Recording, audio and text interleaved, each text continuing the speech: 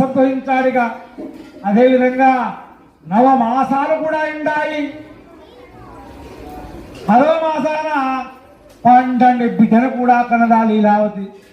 ఇక సమయాన సావుకారి సంతోషాన్ని పట్టలేక ఇరుగు పొరుగు అందరినీ కూడా పిలిచి అంగరంగ వైభవంగా నామకరణము చేశాడు. ఆ నామకరణం లోపల కళావతి అనే నామం పెట్టాడు. ఆమెకు ఏం పెట్టాడు? కళావతి అనే యొక్క నామకరణం చేశాడు.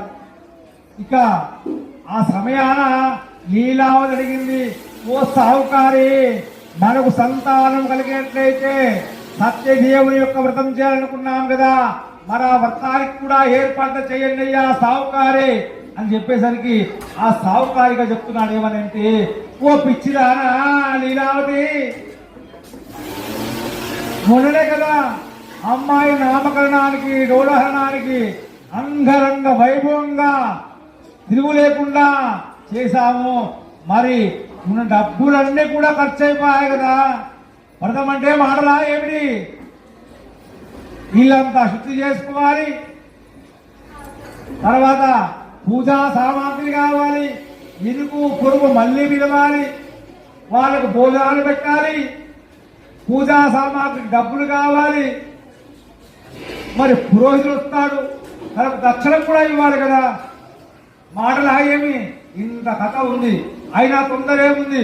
మన అమ్మాయి పెరిగి ఎదురు అయిన తర్వాత పెళ్లి చేస్తాం కదా అమ్మాయికి ఎలాగలా. ఆ పెళ్లి సమయాన ఒకేసారి మనము ఆ వృత్తాన్ని చేసుకున్నాము కదా లీలావతి అన్నాడు సావుకారి.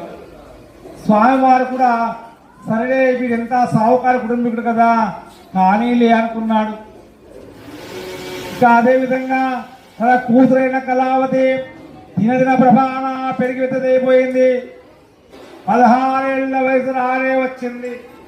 ఆ సమయాన సావుకారి కొంత మదిలిచ్చి అటు చెప్తున్నాను కదా, ఓ దూదలారా, నా కూతురైన కళావతికి నేను కళ్యాణం తేల్చానయ్యా. నాకు చక్కని యోగ్యుడైనటువంటి కుమారుడు